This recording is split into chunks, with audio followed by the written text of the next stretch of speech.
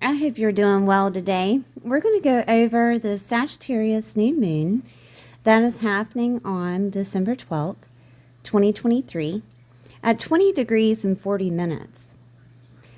It will be at 7:32 a.m. Eastern Standard Time. Now, this is the last new moon of 2023. It is asking you, what do you want to create within this new cycle? All right, so I'm going to look at the chart. I hope you can see the chart here. Let me expand it a little bit. Now we have some aspects happening with this new moon. And let me grab my pen. This new moon is in Sagittarius here and making an aspect to Mars. Mars will be conjuncting it. Mars is pushing it forward in Sagittarius with what needs to be energized right now. With the new moon in Sagittarius, it will push you to new territory and beyond what you have experienced so far. It will also broaden your perspective about your experiences. If you didn't have a point of reference of where you need to be, this Sagittarius new moon will create that new beginning for you. Okay, feelings of inspiration and trusting the next steps, the expansion of this zodiac Sagittarius is giving you the feelings of, I can do anything. Therefore, you will take that leap of faith that's needed, that next step without question. It is going to trine the North Node in Aries, which is here. And with it trining the North Node in Aries, the North Node in Aries is retrograde at 21 degrees. So it's working internally. It'll give you that courage and independence to follow your soul's calling. Okay? It is also making an aspect to Chiron. Let me back it up so you can see. Chiron is here, right beside the North Node, at 15 degrees retrograde. And it can help you see how strong you are and what you have healed this year, which will give you more of a confidence internally. This beginning will be coming from a healed place without any type of mind chatter that you may have from the past. You will feel more open to what is beginning and having more faith of how it turns out. Remember, there is a universal push from Mars, and that you should trust your intuition on where to go next. We'll also have on December 13th, 2023, which is the next day, Mercury stationing retrograde in Capricorn. All right, so let's find Capricorn here. And that will be happening at 6 degrees Capricorn. During the new moon, though, it will be direct. And there will be some type of clarity coming through for the next steps. All right. It is kind of close. There is a kite here. I'm not sure if you see that kite or if you're familiar with kites. Okay, but usually with a kite, Jupiter is connected here at the end. We have Mercury connected. We have Lilith connected. And Lilith is the independence, okay, which is in Virgo. Then it makes that little line there. But with a kite, what you're trying to do is get the independence, get the clarity, so that you can gain what's at the point of the kite. That's where what needs to happen, what needs to be. And it's Venus and Pallas Athena, which is at the same degrees, at 9 degrees. Pallas Athena is a warrior strategist. Okay, she's the one that plans out how everything should be. Venus is coming in with harmony and balancing, which is in Scorpio. So it'll be a very truthful harmony and balancing that's coming through. All right, but this is where you're trying to get. But you have to gain that confidence and you have to get the clarity. Jupiter is helping. Jupiter is helping retrograde. And with Jupiter retrograde, he is giving that luck, that expansion internally, like the buildup for you to get there. The Mars is also giving motivation. That's over there conjuncting the new moon. So there is a lot of divine help here. There is a universal push from Mars. All right? Remember? So that you can trust your intuition and your next steps. Now, Mercury. When Mercury goes retrograde at 6 degrees in Capricorn, it's going to help you see internally on what is happening. And it will trine with the new moon as it flows through Sagittarius and bring in something in the physical that will give this new beginning structure. It could be something mercurial, okay, such as a document or communication. Try not to overthink the situation. With Mercury retrograde, be sure to read all documents closely and communicate slowly. Think before you type and before you speak. All right. So it will be sextiling that Venus, which will be at 9 degrees, and conjunct Pallas Athena. And we went over Pallas Athena, but Pallas Athena, yes, she is the planner, but she will also show you the bigger picture that connects with the North Node in Aries by moving forward to something different. Okay? There will be some type of different reaction of what you have done before to whatever situation is happening within your world. You are going to see another step, a different step that you never have done before. All right, so I'm going to go through the signs.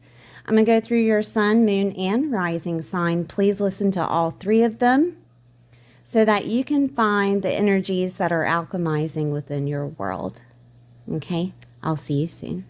Hey Pisces, I hope you're doing well today. We're going to look at where the Sagittarius new moon is happening within your world. All right. This is for Pisces sun, moon, or rising. If you cannot see the chart, please extend it and use your fingers to zoom in. Okay? Pisces is happening in your 10th house. There's going to be a new beginning that has never happened before within this house. Legacy is here. The legacy that you're going to leave behind. Your professional life is here. Your work, your career, your reputation. Also, your father's wealth and health is here. Now, when I say that, it could also be an authority figure that you include in your world as admirable or someone that you look up to.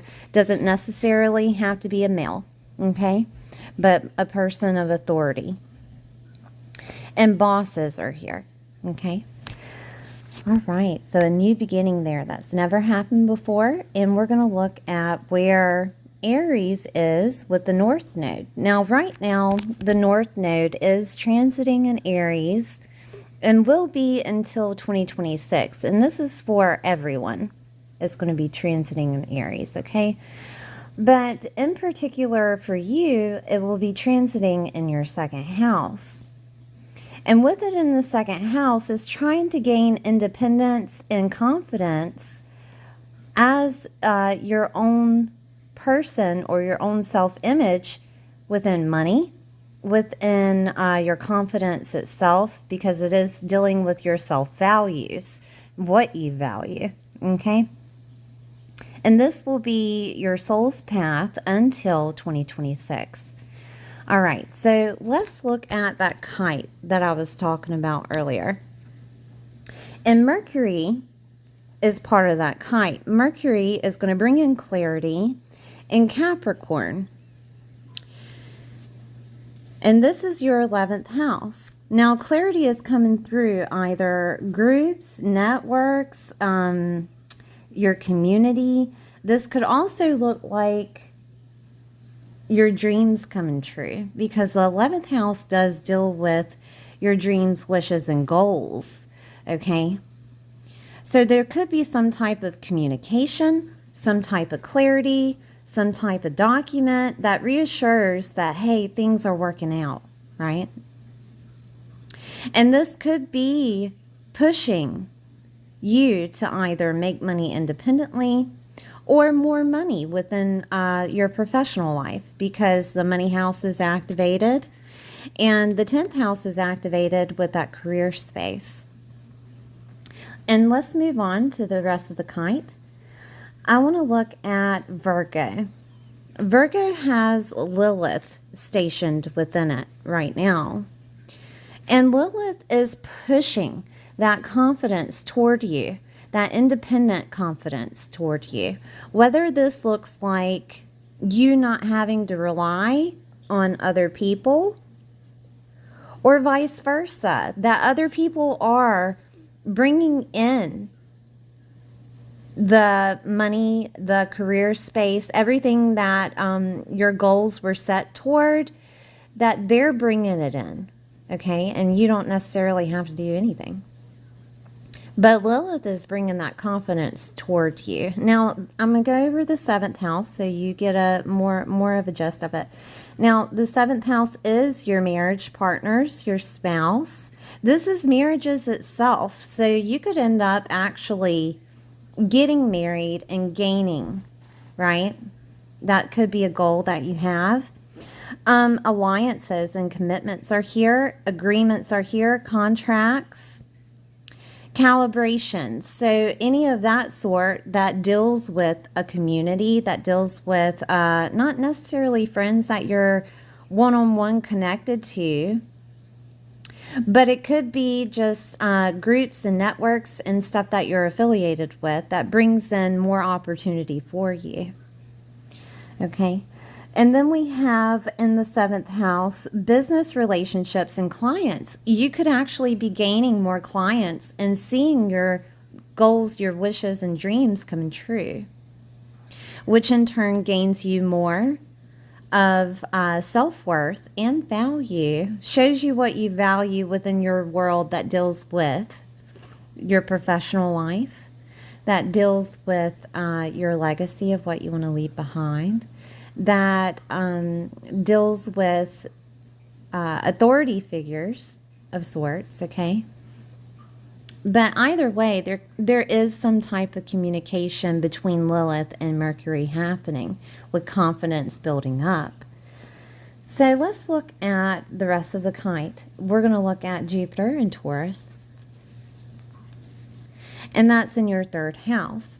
And the 3rd house deals with your mind, deals with communication in all sorts, okay? That can be documents, that could be writing, that could be texting, anything of that nature. It also deals with small education, okay? Certificates like licenses and things of that nature. Siblings are here, cousins are here, relatives are here. Moving is here, if that's something that you were looking toward a goal. Media is here, writing is here, and your neighbors are here. Now, with Jupiter being retrograde in the third house, Jupiter is expanding yourself internally so that you can also gain the confidence. Are you seeing a pattern? Right? That you are blessed and you are lucky in regards to third house affiliations, in regards to the media, in regards to your communication. Okay, that you are blessed, that you are expanded within that. If you've been having some intellectual turmoil, right? I'm going to call it that. I don't like to say depression, but if you have been on that wavelength, Jupiter is going to help you with that. Gain that confidence, show you that, hey, everything is fine, everything is okay, and it's working out in your favor. Okay? So let's put forth the kite drawing here. All right. We're going to move on to Pallas Athena and Venus, which is happening in Scorpio. And this is where you're trying to get, okay? Pallas Athena is the strategist, is the one that's going to bring in some type of plan. And this plan is going to also connect with Venus, which is balancing and harmony. Okay. Also, love is here, and money, because Venus represents those things. Okay. With it being in the ninth house, there could be some way of connecting to a higher belief, seeing the bigger picture of what's happening, gaining some type of skill that's needed, okay? Because now, remember, the third house is those licenses. So if you need to gain a license, you also have to use skills and learning for that. Now, the ninth house could push a teacher or a guru your way so that you can gain more knowledge that's needed for your path of your goals, right? That Mercury.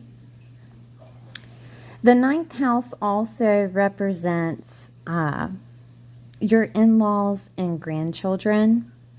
So if they're affiliated somehow within that relationship, gaining that relationship, they could help you, okay?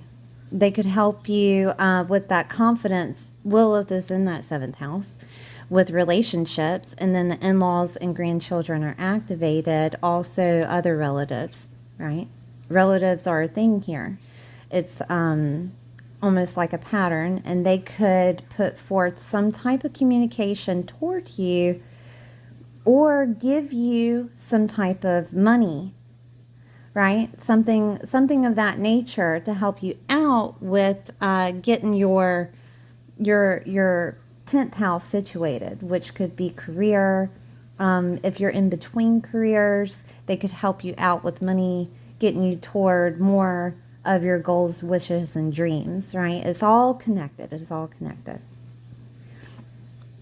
But ninth house also represents higher education. If you're, going through college or something of that nature, you could get help through relatives with college. You could also gain a job during this time if you are in college, and it changes your perspective either in regards to college itself or pushes you higher within your educational status, okay? Because 10th house does deal with status. But we're going to look at more of the ninth house. Let's see. Media and publishing is here. So you could have a career within media because those houses are connected, the ninth and the third, and then Mercury is activated with goals. If that was something that you were looking to do, you could gain more clientele during this time if you're doing it now, or if you want to create some type of media status, this would be a wonderful time to do it because this is something brand new that you've never done before, and it would create a career for you, Okay. Also, any type of publishing, writing a book or anything of that nature can gain more sales or anything. Yeah, I'm not too much affiliated with writing books, but I've heard some people say that they could get published off of Amazon. That could be a thing, right? Because Amazon is other cultures, okay, all together. And the ninth house deals with other cultures, and Venus is there, so it can bring you money, right? All right, Pisces. Remember that this new moon is stationed in the 10th house and will be a new beginning that's never happened before. All right, in that 10th house. And I'll go over it again, which is your legacy, professional life, work, career, your reputation, your father's wealth and health, bosses, and any type of authority figure. But something there is starting anew that's never been done before. Okay? Thank you for being here. Please like, share, and subscribe, and I will see you next time.